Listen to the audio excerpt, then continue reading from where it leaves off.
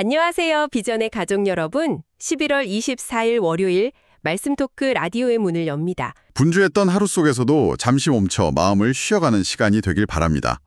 오늘은 어제 주일 설교 감각을 잃어버린 시대 생명의 문을 여는 교회로 은혜를 함께 나누겠습니다. 설교 시작부터가 정말 강렬했어요. 목사님께서 선천적으로 고통을 아예 못 느끼는 병이 있대요. 선천성 무통감증이라고. 아, 그 병이요? 상상이 되세요? 자기 살이 불에 타들어가도 뼈가 부러져도 아픔을 못 느끼는 거예요. 그래서 결국 몸이 다 망가져버리는 거죠. 근데 바로 이 상태가 영적으로 감각을 잃어버린 교회의 모습이랑 똑같다고 딱 짚고 시작하시는 거예요. 사실 고통이라는 게 우리 몸을 지키는 필수적인 경보 시스템이잖아요. 맞아요. 아파야 병원에 가죠. 네, 뜨거워야 손을 떼고요. 마찬가지로 영적인 고통, 그러니까 죄에 대한 아픔이라던가 하나님과의 관계가 멀어졌을 때 느끼는 그런 공허함, 이런 걸 못 느낀다는 건 정말 위험한 신호라는 겁니다. 이 설교는 바로 이 지점에서부터 왜 라우디게아 교회가 주님한테 뜨겁지도 차지도 않다는 그 혹독한 책망을 들었는지 그 본질을 파헤치기 시작합니다. 자, 바로 그 유명한 구절이죠. 네가 차지도 아니하고 뜨겁지도 아니하도다. 내 입에서 너를 토하여 버리리라. 이 말씀을 들으면 보통 뜨거운 신앙은 좋은 거고 차가운 신앙은 나쁜 거 이렇게 생각하기 쉽잖아요. 네, 대부분 그렇게 생각하죠. 그런데 이 설교를 들어보니까 그게 아니더라고요. 잠깐만요. 그럼 차갑다는 게 긍정적인 의미로 쓰였다는 건가요? 보통 신앙에서 차갑다 하면 좀 냉소적이거나 무관심한 그런 부정적인 뉘앙스잖아요. 바로 그 지점이 이 설교의 아주 핵심적인 통찰 중 하나입니다. 주님은 뜨겁던지 차갑던지 하라고 하셨거든요. 아, 둘 중 하나를 선택하라고. 그렇죠. 뜨거운 것과 차가운 것, 둘 다 긍정적인 선택지로 제시하신 거죠. 이 비유를 제대로 이해하려면 목사님 설명처럼 당시 라우디게아의 지리적인 배경을 알아야만 해요. 라우디게아 주변에 아주 대조적인 두 도시가 있었거든요. 바로 히에라볼리하고 골로새입니다. 아, 각각 어떤 특징이 있었나요? 먼저 북쪽으로 한 10km 정도 떨어진 히에라볼리는요, 로마 시대의 아주 유명한 휴양지였어요. 여기서 아주 뜨거운 온천수가 뿜어져 나왔는데 이 물이 각종 질병 치료에 효과가 있었다고 합니다. 아, 치유의 물이었군요. 네, 목사님은 바로 이 뜨거운 물, 병든 영혼을 치유하고 회복시키는 성령의 뜨거운 열정, 또 복음을 향한 불타는 헌신에 비유하셨어요. 실제로 이 지역에서 사도 빌립이 복음을 전하다가 순교했는데 그의 피 위에 세워진 히에라볼리 교회는 그 온천수처럼 믿음이 뜨거웠다고 전해져요. 그렇군요. 뜨거운 열정, 영혼을 살리는 에너지, 그게 바로 뜨거움의 의미였군요. 그럼 차가움은 뭔가요? 반대편인 동남쪽으로 한 13km 떨어진 골로새는 해발 2,500m가 넘는 카데무스 산맥에 만년설이 녹아내리는 곳이었어요. 와. 그 물은 정말 정신이 번쩍 들 만큼 차갑고 상쾌했죠. 이 차가움은 죄의 유혹에 대한 냉철함, 세상의 가치관과 타협하지 않는 진리에 대한 단호함, 그리고 무엇이 옳고 그른지에 대한 명확한 분별력을 상징하는 겁니다. 뜨거운 감정뿐만 아니라 차가운 이성, 냉철한 판단력 역시 신앙에 반드시 필요하다. 이 말씀인 거죠. 와, 이제야 그림이 딱 맞춰지네요. 열정적인 헌신이든 아니면 냉철한 분별력이든 둘 중 하나의 확실한 영적 색깔을 가지라는 말씀이었군요. 그런데 라우디게아는 왜 미지근하다는 책망을 들은 거죠? 바로 그 지리적인 위치 때문이에요. 라우디게아는 히에라볼리의 뜨거운 물이랑 골로새의 차가운 물, 이 둘 다 수로를 통해서 공급받았어요. 네. 그런데 이 물들이 도시로 이렇게 흘러 들어오는 동안에 뜨거운 물은 식어버리고 차가운 물은 미지근해져 버린 거예요. 설상가상으로 이 지역 물에 석회질이 많아서 미지근해진 물은 역한 냄새랑 맛 때문에 도저히 마실 수가 없었다고 해요.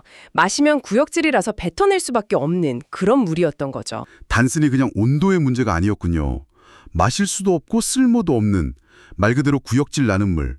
그게 바로 라우디게아 교회의 영적 상태에 대한 비유였다니. 정말 충격적인데요. 아니 근데 그렇게 좋은 의미의 뜨거움과 차가움이 양쪽에 있었는데 왜 이 사람들은 그 중간에 역겨운 상태에 머물게 된 걸까요? 설교에서는 그 원인을 딱 한 단어로 요약합니다. 바로 안락함이에요. 안락함이요? 네. 라우디게아는 당시에 소아시아에서 가장 부유한 도시 중 하나였습니다. 금융, 직물, 의학이 전부 다 발달했죠. AD 60년에 큰 지진이 났을 때 로마 제국의 지원 제안을 거절하고 우리 힘으로 할 수 있다 하면서 자력으로 도시를 재건했을 정도로 부유하고 자부심이 넘쳤어요. 와, 대단하네요. 너무 편안하고 모든 것이 풍족하다 보니까 굳이 더 뜨거워져야 할 필요성도 더 냉철하게 분별해야 할 절박함도 느끼지 못했던 겁니다. 나는 부자라 부족한 것이 없다. 이렇게 스스로 만족하면서 그냥 자신을 속이는 상태에 빠져버린 거군요.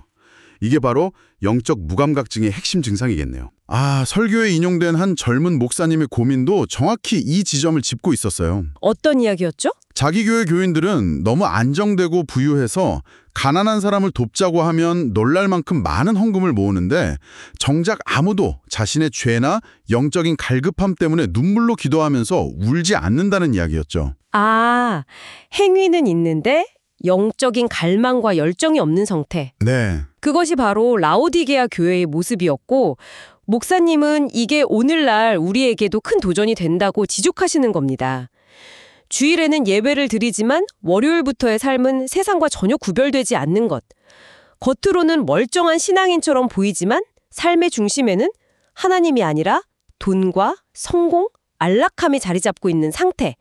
이게 바로 영적 미지근함의 실체라는 거죠. 진단이 나왔으니 이제 처방이 필요할 텐데 목사님 설교에서 이 부분이 정말 기가 막혔어요. 주님께서 이 문제를 해결하려고 내리신 처방이 그 지역 사람들만 딱 알아들을 수 있는 맞춤형 처방이었잖아요. 라오디게아의 3대 특산물을 비유로 드셨죠? 네, 이건 정말 그들의 자부심을 정면으로 겨냥한 아주 놀라운 방식의 처방전입니다. 첫 번째는 내게서 불로 연단한 금을 사서 부요하게 하라는 거였어요. 금을 사라. 아시다시피 라오디게아는 금융 중심지였습니다. 세상의 돈으로는 최고였죠. 그런데 주님은 그들에게 세상의 돈이 아니라 고난이라는 용광로를 통과한 진짜 믿음이라는 금을 사라고 말씀하십니다. 여기서 목사님이 덧붙인 설명이 정말 인상 깊었어요. 과거에 순금을 만들 때 불순물이 다 없어질 때까지 계속 녹이고 걷어내기를 반복하는데 언제 그 과정이 끝나냐면 그 재련하는 장인의 얼굴이 녹은 금의 거울처럼 선명하게 비칠 때 끝난다고 하더군요. 와, 우리의 믿음도 시련이라는 연단을 통해서 우리 안에서 주님의 모습이 비칠 때까지 정결해져야 한다는 의미로 다가왔습니다. 정확한 비유죠. 두 번째 처방은 흰 옷을 사서 입어 벌거벗은 수치를 보이지 않게 하라는 것이었습니다. 라오디게아는 최고급 검은 양모 옷감으로 전 세계의 명성을 떨쳤거든요. 그들은 세상에서 가장 비싸고 화려한 옷을 입고 다녔겠죠. 하지만 주님은 그들의 영혼은 벌거벗은 상태라고 진단하세요. 그리고 세상의 화려한 검은 옷이 아니라 그리스도의 의를 상징하는 깨끗한 흰 옷을 입어서 영적인 수치를 가리라고 말씀하시는 겁니다. 마지막 세 번째 처방은 안약을 사서 눈에 발라 보게 하라였죠. 이것도 라오디게아의 유명한 특산품인 안약과 관련이 있고요. 그렇습니다. 당시 라오디게아의 의학교에서 만든 안약은 로마 전역으로 팔려나갈 정도로 유명했어요. 다른 사람의 육심의 눈은 고쳐주는 약을 팔면서 정작 자신들의 영적인 눈은 멀어 있는 아이러니를 정확하게 꼬집으신 겁니다. 영적인 소경 상태에서 벗어나서 정말 봐야 할 것을 보라는 처방이죠. 결국 이 세 가지 처방은 전부 보이는 부유함과 보이지 않는 진실 사이의 선택을 요구하는 거네요. 눈에 보이는 돈, 세상에서 가장 좋은 옷, 육신의 눈을 고치는 의술이 아니라 눈에 보이지 않는 참된 믿음과 거룩함, 그리고 영적인 분별력을 가지라는 강력한 메시지군요. 바로 그겁니다. 세상적인 기준으로 보면 모든 것을 가졌지만 영적인 기준으로는 가난하고 눈멀고 벌거벗은 상태였던 거죠. 주님은 그들이 가장 잘 이해할 수 있는 언어로 그들의 실상을 깨우쳐 주신 거예요. 그렇다면 그들이 영적인 안약을 발라서 눈을 떴을 때 가장 먼저 봐야 했던 것은 무엇이었을까요? 그 답이 바로 요한계시록 3장 20절, 우리에게도 너무나 익숙한 그 말씀에 나옵니다. 볼지어다 내가 문 밖에 서서 두드리노니 누구든지 내 음성을 듣고 문을 열면 내가 그에게로 들어가 그와 더불어 먹고 그는 나와 더불어 먹으리라. 그들이 눈을 떠서 봐야 했던 것은 바로 자기들 마음에 문 밖에 서 계신 주님의 모습이었습니다. 저는 이 구절이 항상 교회를 안 다니는 사람들에게 하는 전도의 말씀인 줄 알았어요. 마음의 문을 여세요. 예수님을 영접하세요. 이렇게요. 그런데 이 설교를 듣고 정말 충격을 받았습니다. 이 말씀의 대상이 믿지 않는 사람이 아니라 이미 교회 안에 있는 그러나 주님을 문 밖에 세워둔 미지근한 성도들에게 하시는 말씀이라는 거잖아요. 네, 그게 정말 중요한 포인트입니다. 그들은 교회 건물 안에는 있었지만 정작 그들 삶의 중심, 마음의 왕좌에는 주님이 계시지 않았던 거죠. 아, 주님을 손님처럼 혹은 장식품처럼 문 밖에 세워두고 자기들이 주인이 돼서 모든 걸 결정하면서 살아온 겁니다. 그래서 주님께서 안으로 들어가시려고 밖에서 문을 두드리고 계셨던 거죠. 이건 심판의 경고이기도 하지만 동시에 관계를 회복하고 싶어 하시는 주님의 간절한 초대이기도 합니다. 이 부분을 설명하기 위해서 설교에 인용된 장성철 목사님의 이야기가 정말 강력한 예시가 됐어요. 거대한 IT 기업을 이뤄서 큰 성공을 거둔 사업가였고 또 막대한 11조를 들이면서 스스로 이 정도면 하나님을 잘 섬기고 있다고 만족하며 살았다고 하죠. 네, 전형적인 라오디게아 성도의 모습이었을 수 있죠. 부족한 것이 없다고 생각하는 상태. 그런데 어느 날 기도하는데 나는 네가 정직하게 살았으면 좋겠다는 주님의 음성을 듣고 큰 충격에 빠졌다고 합니다. 정직하게 살았으면 좋겠다. 세금도 잘 냈고 나쁜 짓 한 적도 없는데 자신의 뭐가 부정직했다는 건지 도무지 이해할 수가 없어서 하나님께 따지듯이 기도했대요.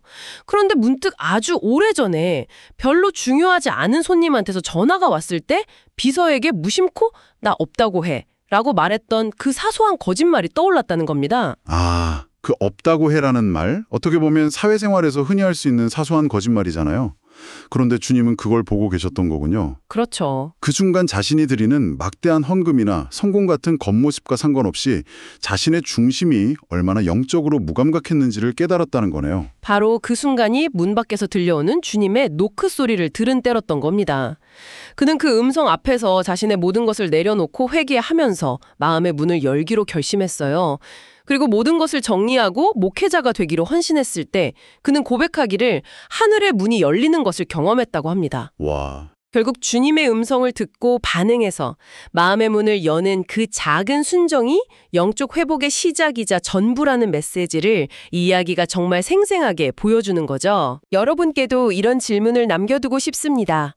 여러분의 삶에서 가장 중요한 것들을 문 밖에 세워둔 채 그저 조용히 문을 두드리는 소리를 외면하고 있는 영역은 어디인가요? 비전의 가족 여러분, 이 시간 주님을 향한 나의 마음이 라오디게아 교회처럼 미지근한 상태가 아니었는지 돌아보면서 하루를 마무리하셨으면 좋겠습니다. 오늘도 함께 해주셔서 감사합니다. 비전의 가족 여러분, 주 안에서 은혜가 넘치는 하루 되세요.